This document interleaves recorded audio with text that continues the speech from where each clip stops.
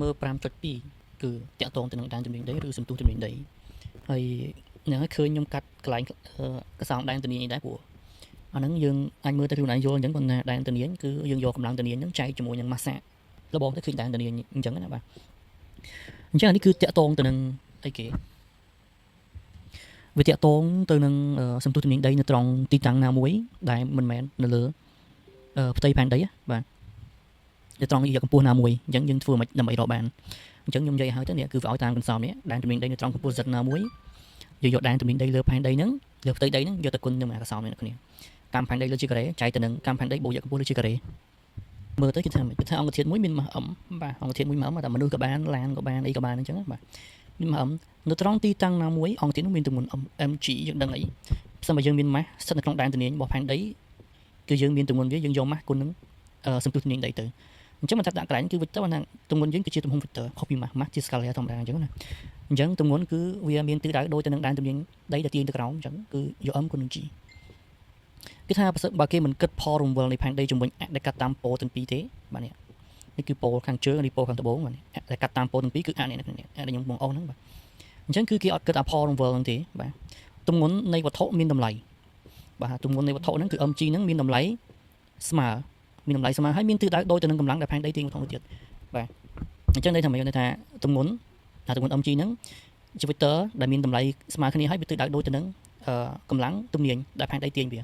អញ្ចឹងបានយើងអាចសរសេរបានគឺ mg ទម្ងន់ស្មើនឹងកម្លាំងទំនាញដែលផែនដីទាញបាទនេះគឺទម្ងន់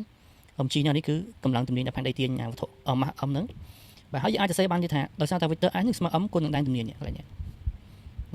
កម្លាំងទំនាញស្មើម៉ាស់គុណជាមួយដែនទំនាញត្រង់ចំណុចហ្នឹងមួយបាទចំណុចហ្នឹងទៅ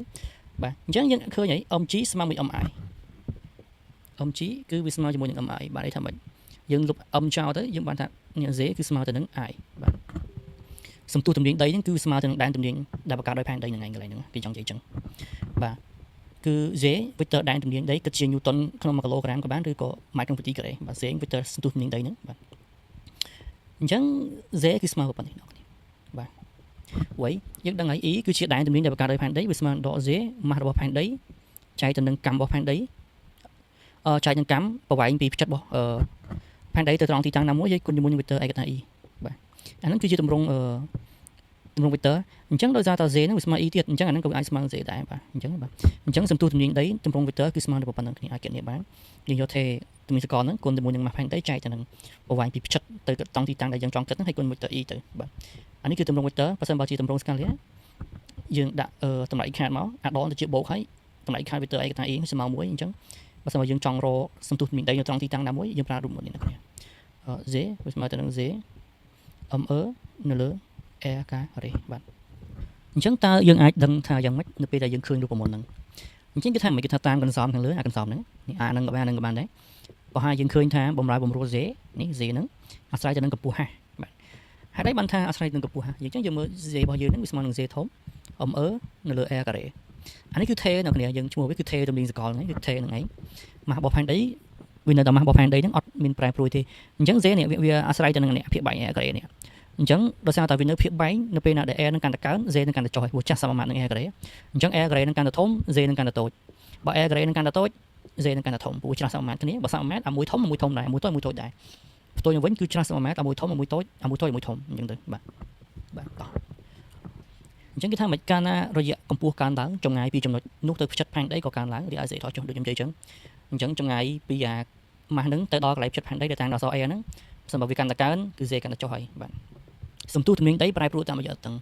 នេះរយៈតឹងនេះគឺអាកន្លែងនេះអាមុំដែលផ្គុំរវាងអានេះបន្ទាត់ដែលកាត់តាមផ្ចិតផែនដីហើយកាត់ទៅនឹងខ្សែ equator អញ្ចឹងនេះគឺអាមុំឡាំដាហ្នឹងអញ្ចឹងបើមុំឡាំដាហ្នឹងប្រែប្រួលសន្ទុះទំនាញដីក៏ប្រែប្រួលដែរកន្លែងហ្នឹងចង់និយាយអញ្ចឹងបាទអញ្ចឹងគេថាមកទៀតគេថាត្រង់រយៈកម្ពស់ o បាទកម្ពស់0មិនមែន o ទេគឺ0នៅប៉ូទាំងពីរសន្ទុះទំនាញដីស្មើនឹង 9.832 ម៉ែត្រក្នុងវិទីការ៉េហើយនៅ equator គឺស្មើ 9.708 អញ្ចឹងឃើញថាម៉េចសន្ទុះទំនាញដីនៅប៉ូគឺវាធំជាងគ្នានេះដល់ 9.83 បាទ 9.832 នៅ equator គឺស្មើនឹង 9.778 ទេអញ្ចឹងបានន័យថាម៉េចបានថាបំរើបំរួលសន្ទុះទំនាញដីនេះបញ្ជាក់ថាឃើញថាផែនដីมันមានរាងជាស្វែប្រកបទេកន្លែងចង់និយាយថានេះដោយសារតែតម្លៃលេខដែលយើងជួសគណនាមកនៅត្រង់អីគេនៅត្រង់ប៉ូវា 9.832 យើងដាក់ជួសចូលឲ្យហ្នឹងទៅ ដោយសារតែអា Z ហ្នឹងហើយ ME ដូចគ្នាអញ្ចឹងយើងរកទៅឃើញ A មួយអញ្ចឹងកន្លែងនេះដោយសារតែវាកាន់តែតូចបើយើងជួសមកដាក់កន្លែងហ្នឹងទៅបាន A កន្លែងកាន់ធំបាទអញ្ចឹងមានន័យថាចម្ងាយពីផ្ចិតរបស់ផែនដីទៅកន្លែង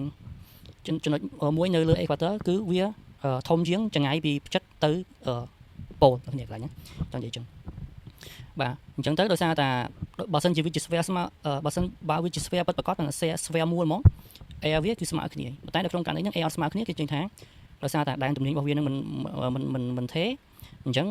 អាកម្មដែលយើងវាស់ទៅហ្នឹងចម្ងាយពីផ្ចិតទៅ equator វាធំជាងចម្ងាយពីផ្ចិតទៅប៉ូលអញ្ចឹងផែនដីមិនមែនជា sphere ពិតប្រាកដទេបាទហើយយើងអាចទៅ search មើលបានដោយសារឥឡូវមិនប្រហែលទេយើងអាចទៅ search មើលនៅក្នុង Google ទៅថាគឺច្បាស់ជាមានរូបភាពដែលតំណាងឲ្យអីគេតំណាងឲ្យផែនដីបាទវាមិនមែនជាមានរាង sphere ដូច Google ទេបាទតោះឥឡូវយើងទៅមើលការគណនាលេខបន្តិចគឺយកដែនទំនាញដីនៅត្រង់ផ្ទៃដីលើផ្ទៃដីយើងឈរហ្នឹងយើងយកដល់តាំងដោយ Z0 បាទអញ្ចឹង Z0 របស់យើងនឹងវាស្មើទៅនឹង Z នៅលើ air carré បាទ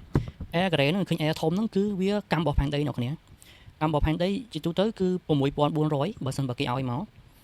6400យើងអាចប្រើបានមួយទៀតភាគច្រើនគឺគេឲ្យមក6380ក៏ប្រើបានដែរ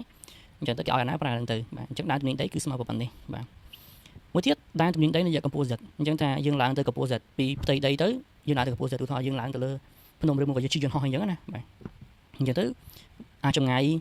នេះអានេះចម្ងាយពីផ្ចិត air ធំចម្ងាយពីផ្ចិតមកលើផ្ទៃដីអញ្ចឹងដោយសារតែវាឡើងយើងឡើងទៅកម្ពស់បន្តិចទៀតអញ្ចឹងចម្ងាយពីផ្ចិតមកលើផ្ទៃដីបូកពីផ្ទៃដីទៅកន្លែងនៅកម្ពស់យើងហោះកន្លែងនេះអញ្ចឹងវាទៅជា air បូក Z ដូចជាការ៉េបាទអញ្ចឹង Z នៃ Z ណាមួយហ្នឹងវាស្មើគេ Z នៅលើ air បូកនឹង Z ដូចជាការ៉េ